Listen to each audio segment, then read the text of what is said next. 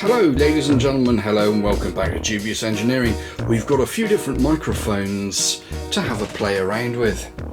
So here we have my usual tie clip mic that I've been using in the past, this bad boy right here. We've got this microphone here which was given to me, which is the CVM by Comica. Sounds very comedic. CVM VS10. And over here I've got a little bit of high quality digital audio cable. I don't know why it's digital, because it's going to be sending analog signals.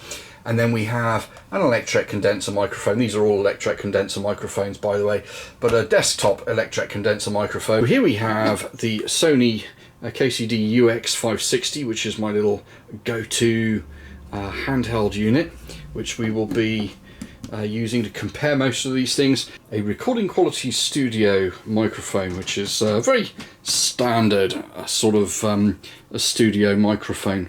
So this is a Rhode NT1, and if you've ever wondered what these funny little springy dingy devices are all about, it's to suspend the microphone so that any vibrations that come up through the pole don't transmit back down through as audio into the microphone.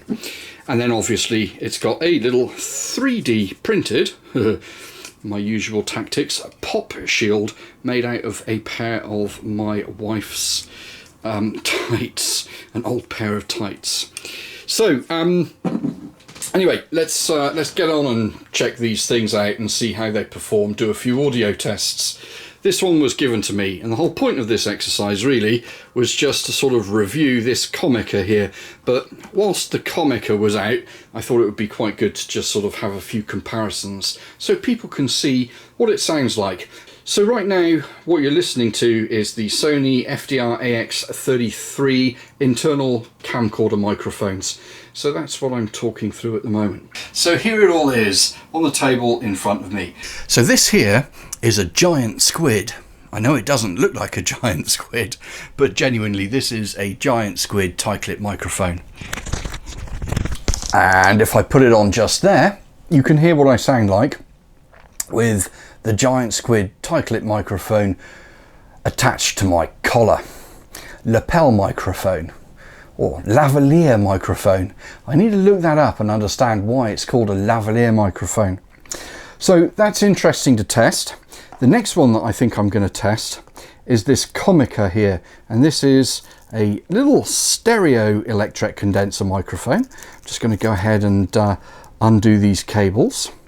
I'm actually quite intrigued to see what the quality of this is. It's the first time I've tried it, and it's sort of cool to be able to give it a try with various different bits of kit. So if we plug that into there like that, effectively we've made a little extension cable for it, and then we should be able to plug this into the camera. And this will plug into a GoPro or another little handy cam. I think you can even buy a little adapter that you can use to plug it into something like an iPhone. So the question in my mind, if I just turn this around, there we go. So I've spun the microphone around to face myself, and what I'm going to do is I'm going to bias one little microphone towards the left hand speaker. Hello 1 2 3 4. This is left. Why do people always count? And this is the right hand microphone, A B C D. Bananas, apples, pears.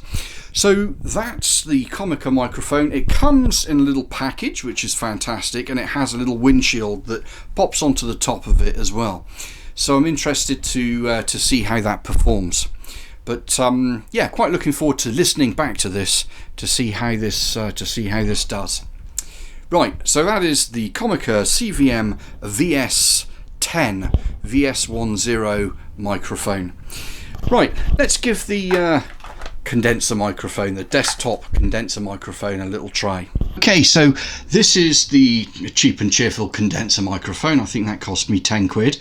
By the way, the Comica is about £45 without the extra cable. The extra cable cost me about £7. And then here's my little tie clip microphone, the giant squid, which I think was about £35. And then this is the Rhode NT1, which is significantly more expensive, in the region of £100 or so. And then on top of that, we're just going to fire up the little Sony device in a few seconds, and this UX560 was about £130 a few years ago now, but I've been loving this device. It's been very, very good indeed. Now my question, ultimately, you've heard the audio from the camera itself, you've heard the audio from the giant Squid lapel microphone, you've heard the audio from the Comica, now you're listening to the audio on the nondescript condenser microphone, DuB-EnG. Anyway, let's get on to the high-end stuff, or the higher-end stuff. Listen to the Sony, and then we'll fire up the Rode NT1 and see how they sound. On the desk in front of me is the little tiny Sony UX560 pocket recorder. Stereo microphones left and right. Very nice construction. Has a little USB port that pops out the bottom of it.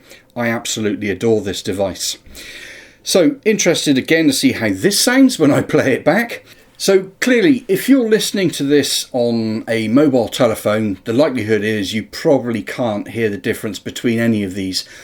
Really, the best way to hear the difference between these microphones will be if you have a proper audio system connected up to your computer and you're listening to this on your actual computer. So what you could do is pop some headphones in, and those headphones will recreate the sound that these microphones are capturing, and hopefully that should be much better. It really depends on the quality of the headphones that you're using, of course. As you might have guessed, I spent a little bit of time tinkering with recording equipment. I did actually have, and still do have, most of a recording studio up here in the attic. So anyway, we'll get on, and we'll fire up the Rode NT1, and we'll use that as our final test to see how all of this lot sounds. I do have a couple of Shure SM58s, which are the sort of the stage microphones that you see people hopping around on stage singing into, but there's no point in getting those out. They're going to be quite flat in comparison to these condenser microphones. They're really more for vocal audio.